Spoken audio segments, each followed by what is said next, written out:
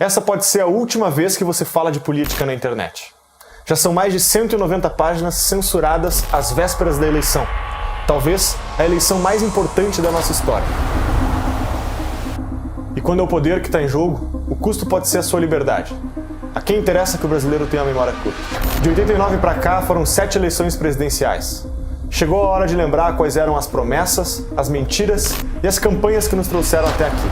Seja bem-vindo à mais nova série do Brasil Paralelo, o Teatro das Tesouras. Todos os episódios serão gratuitos. E para fazer isso, contamos com pessoas como você, que adquirem o nosso conteúdo exclusivo e garantem a continuidade da nossa missão. Preparamos um conteúdo exclusivo sobre os bastidores desse teatro. Reunimos especialistas para analisarmos os discursos, a ciência política e as técnicas de marketing que definiram as vitórias até aqui. E você também pode fazer parte da assinatura do Brasil Paralelo. Com um único pagamento, você pode ter acesso a todo o conteúdo exclusivo produzido até aqui e tudo que ainda vamos produzir nas próximas séries. Se queremos recuperar a nossa cultura e mudar o Brasil, precisamos de você como protagonista. Fique agora com a série O Teatro das Tesouras e até breve.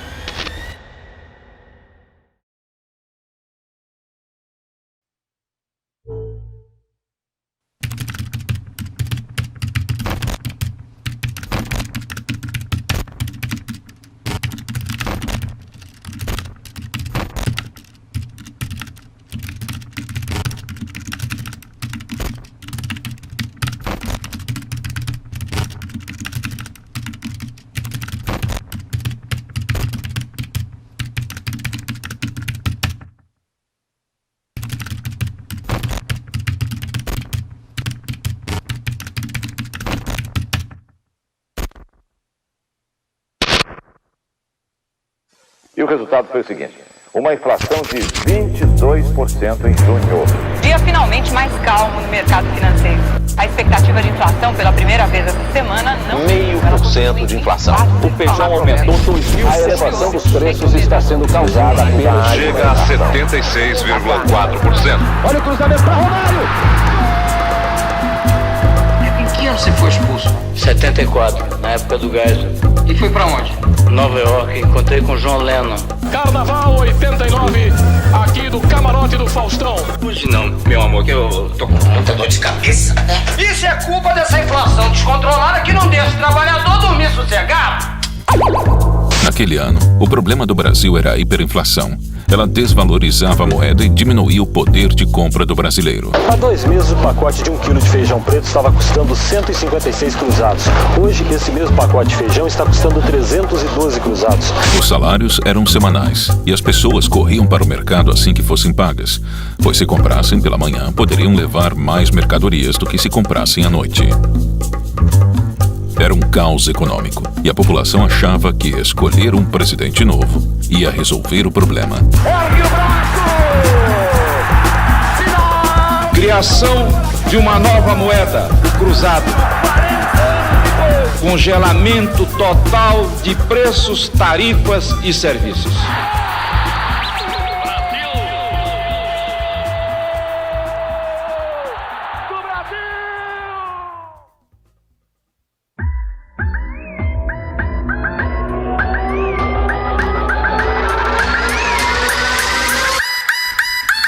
Prometo manter, defender e cumprir a Constituição.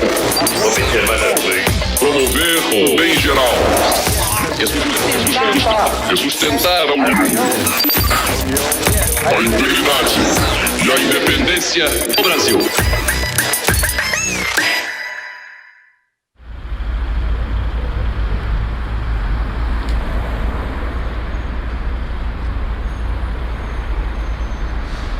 Após o regime militar, 22 candidatos queriam assumir a presidência da República. Teve cara do antigo regime, figurões de hoje em dia como Paulo Maluf e Ronaldo Caiado, e até mesmo Silvio Santos entrou na disputa, apesar de um ano antes ter negado até os dentes que se candidataria. O Silvio Santos não quer ser político, o Silvio Santos não vai ser político, o Silvio Santos vai defender os interesses do povo. Quem acredita em mim deve votar no 26. Mas naquele ano, 3 nomes se destacaram na disputa: Fernando Collor de Mello, Leonel Brizola e Luiz Inácio Lula da Silva.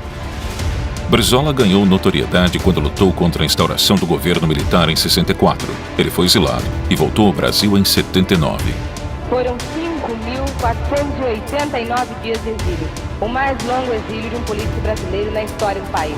Que para este reencontro venho, deste nosso longo exílio, com o coração cheio de saudades, mas limpo de ódios. Sua trajetória o transformou em um mito entre a esquerda brasileira. Lula também havia surgido durante o período militar. Vindo dos sindicatos de metalúrgicos, era o principal líder do recém-criado Partido dos Trabalhadores.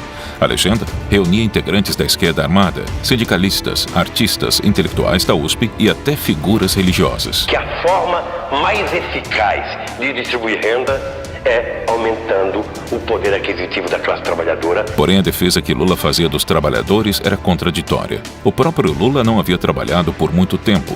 Ele havia exercido mais a função política de sindicalista do que a profissional de torneiro mecânico. Ô Lula, se você for eleito presidente da República, o que você pretende mudar de concreto no nosso país? Olha, primeiro que nós vamos mudar de concreto, nós vamos provar que você pode tranquilamente colocar corrupto na cadeia. A similaridade das histórias fez Lula e Brizola rivalizarem pela mesma vaga no segundo turno. Lula dizia que Brizola era um desequilibrado emocional e Brizola dizia que Lula era inexperiente demais para governar. Isso me distancia léguas desse cidadão e me faz desconfiar muito dele. O Lula é a espuma da história. O Lula está dentro do sistema. Porque há uma diferença ideológica entre nós. Será muito mais fácil derrotar ao Lula no segundo turno do que qualquer um de nós. Ainda tem o agravante, o Lula, que não gosta de trabalhar. Apesar disso, eles competiam pelo mesmo eleitorado, devido às suas agendas revolucionárias. Lula não estava muito preocupado com a hiperinflação, mas dizia aos quatro cantos do país que a dívida externa impedia que o dinheiro dos trabalhadores ficasse no Brasil. E teríamos como medida básica, primeiro, tentar suspender o pagamento da dívida externa para ver se tira o país do sufoco que ele se encontra.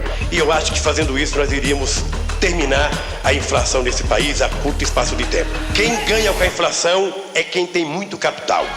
Brizola entendia a inflação como parte de um sistema econômico. Para ele, falsificar dinheiro novo sempre que o dinheiro acabasse fazia parte de uma boa administração. A inflação faz parte desse modelo econômico desses últimos 40 e poucos anos. Defendia a reforma agrária e distribuição de renda e muito Estado para conseguir tudo isso.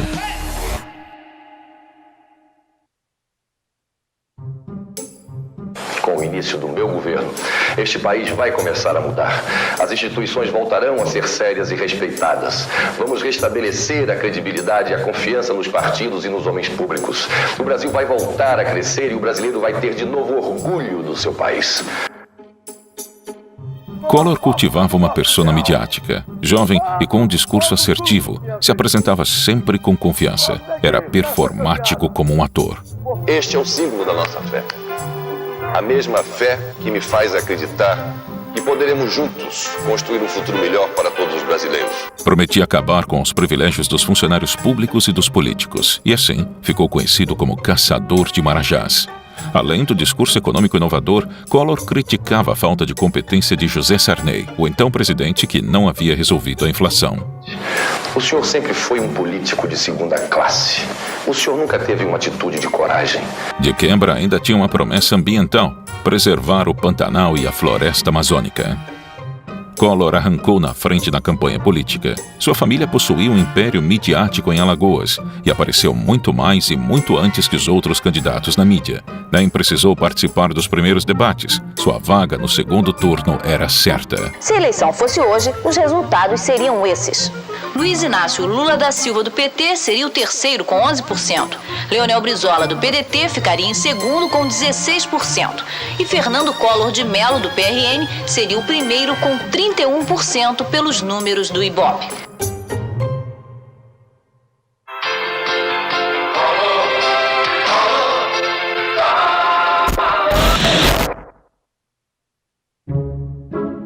que eu vim aqui para debater com pessoas que querem ser candidatos a presidente da República e, portanto, são obrigados a ter estabilidade emocional. Quem é desequilibrado não pode ser candidato a presidente da República. Então, o que eu peço, eu faço um apelo. Nós estamos com 10, 12, 15 milhões de pessoas nos ouvindo. Dá licença, uma parte. Não lhe dou uma parte porque eu tenho 11 minutos. Não lhe dou a parte. Não lhe dou a parte. Não pode dar a parte. Não lhe dou a parte porque ele é anti-regimental. Não lhe dou a parte. É anti-regimental. Não dou. Não lhe dou a parte. Nunca houve um primeiro turno tão turbulento. Mais de 20 candidatos, diversidade de propostas, participação da mídia, ascensões e quedas constantes nas intenções de voto. A dinâmica da corrida eleitoral foi única e inédita. Os debates eram livres e com poucas regras. Porque eu ganho meu dinheiro realmente gerando Caiado, terminou o seu prazo. Eu sou filhote da ditadura. Não, senhor. Aqui se não lhe dou a parte. O senhor tenha respeito. Eu acho importante o telespectador saber por que o Maluf é competente. Ele é competente porque compete muito bem. Terminando meu prazo, eu quero complementar. Não, terminou mesmo, Caiado. Espera um pouquinho só. Silvio Santos vai estar comigo trabalhando. Eu vou trabalhando comigo na demagogia. Puxando o saco do seu Silvio Santos aqui na televisão. Doutor Brizola, venho te interromper. Com licença. Fazendo restrições que reivindicam terra. O senhor me dá licença? O seu minuto de réplica. Passou 15 anos no estrangeiro, não aprendeu nada. E o pior é que não esqueceu nada. Isso que é o pior. Interrompa, por favor.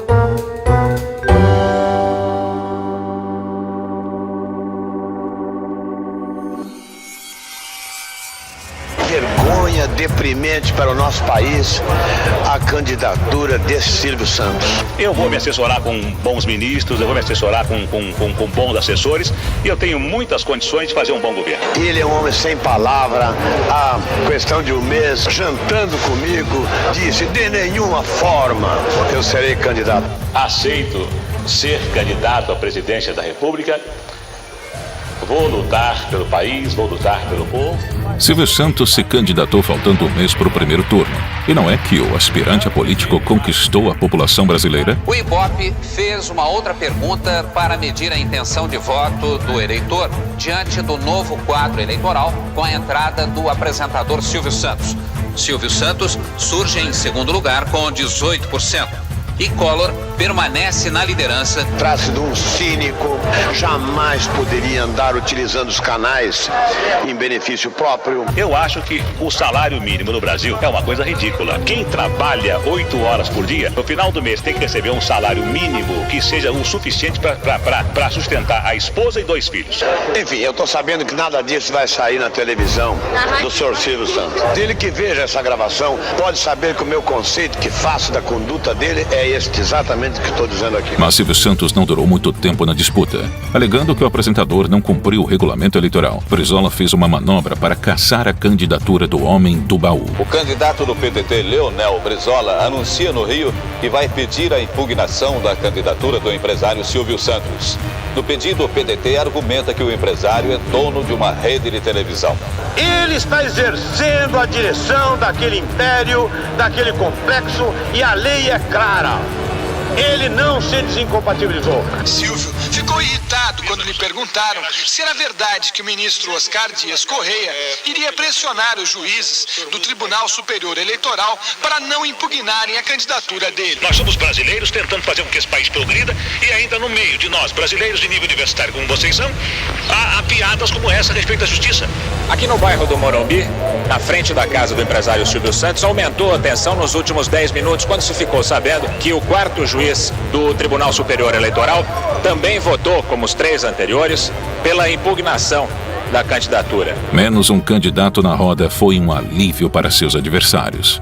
Eu acho que foi correta a decisão do tribunal porque moralizou o processo eleitoral. Com Collor garantido no segundo turno, a disputa se concentrou em Lula e Brizola, que brigaram até o último dia pela vaga.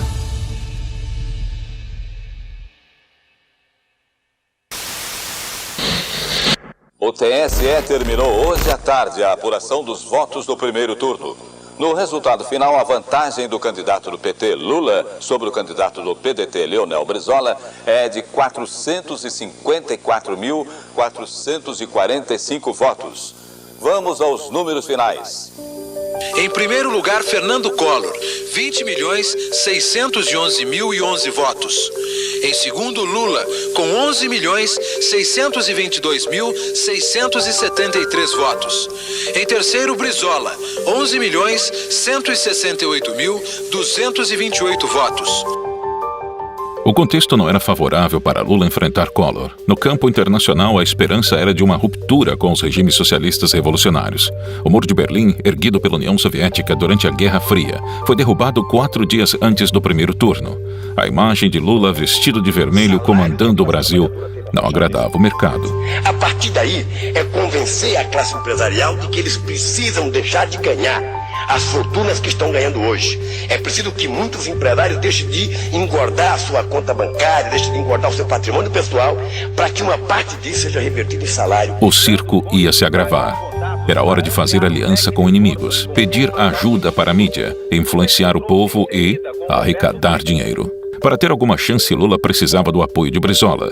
O petista e o pedetista deixaram a briga de lado e se alinharam contra Collor. Foi a maior transferência de votos na história. Mais de 120 mil pessoas lotam o centro de Porto Alegre, saudando Lula e Brizola. Que ninguém deve considerar que venha a ser uma incerteza o fato de um trabalhador, de um sindicalista como Lula, ser eleito presidente da República. Todos nós temos o dever de ajudá-lo amanhã. Ajudar sem querer nada. Isso...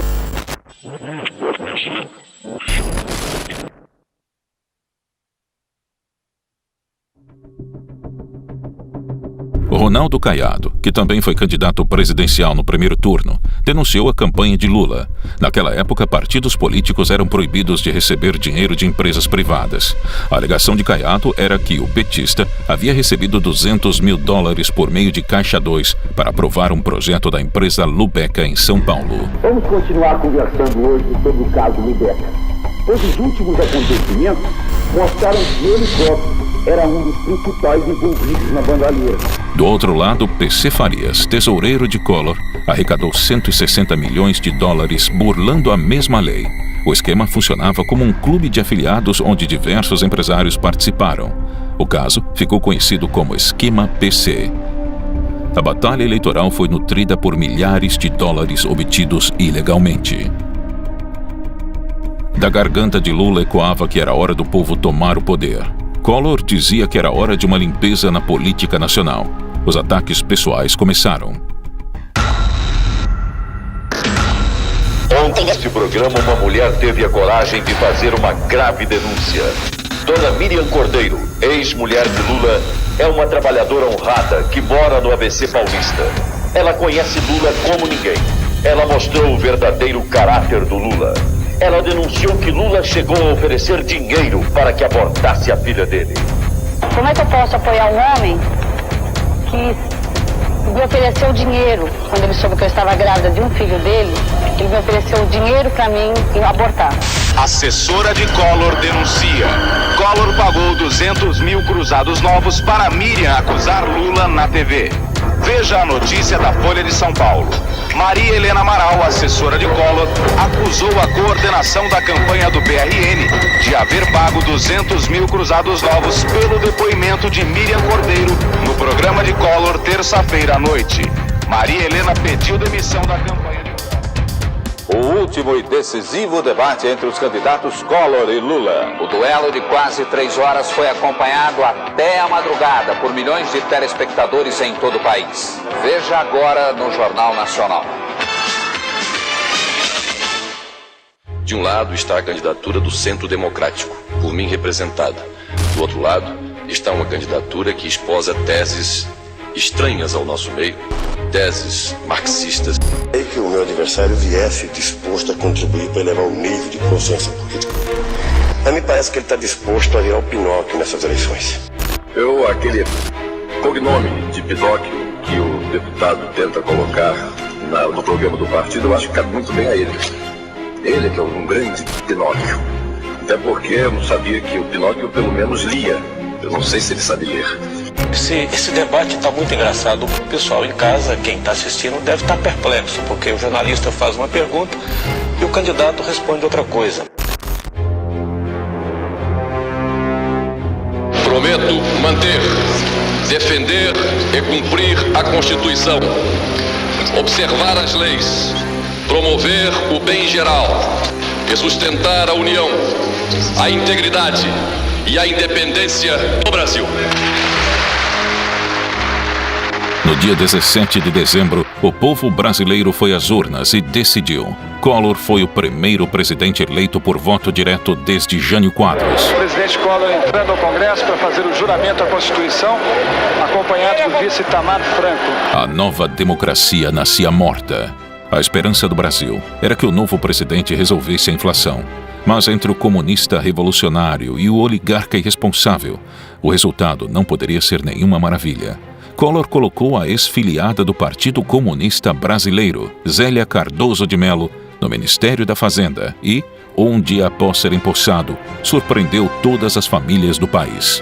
Confisco de contas bancárias e poupança por 18 meses. O que excede isso, a parte excedente a 50 mil, fica depositada no banco, junto ao Banco Central. Derrotado, Lula começou a recompor a esquerda brasileira. Em 1990, fundou, junto de Fidel Castro, o Foro de São Paulo. A organização latino-americana juntava partidos socialistas, movimentos revolucionários e grupos terroristas para traçar o planejamento da militância contra os governos estabelecidos no continente. Em 1992, o próprio irmão de Collor denunciou o esquema PC. Os documentos apresentados hoje pela Comissão Parlamentar de Inquérito apontam as ligações do presidente Collor e de sua família com o chamado esquema PC. As acusações de arrecadação ilegal durante a campanha vieram à tona e o governo começou a cair. PC Farias era líder de um poder paralelo e participava de decisões no governo Collor. O que faltava para oficializar PC como presidente da República era a faixa presidencial no peito.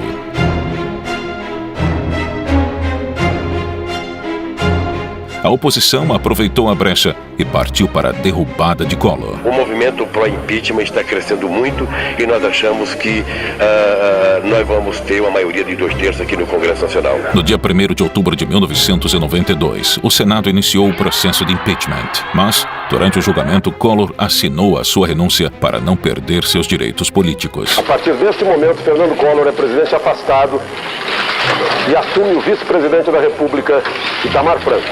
Em 1996, PC Farias e sua namorada foram mortos a tiros na casa do empresário. Até hoje não se sabe quem foi o mandante do assassinato da peça central do esquema de corrupção que derrubou Collor. O primeiro presidente eleito por voto direto depois de 29 anos. Foi também o primeiro presidente latino-americano a sofrer impeachment. O novo Brasil não foi construído.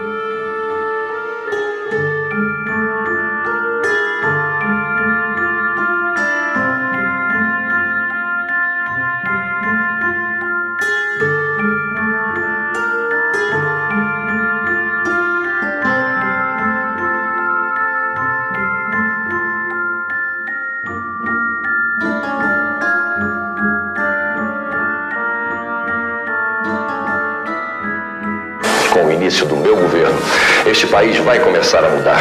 As instituições voltarão a ser sérias e respeitadas. Vamos restabelecer a credibilidade e a confiança nos partidos e nos homens públicos. O Brasil vai voltar a crescer e o brasileiro vai ter de novo orgulho do seu país.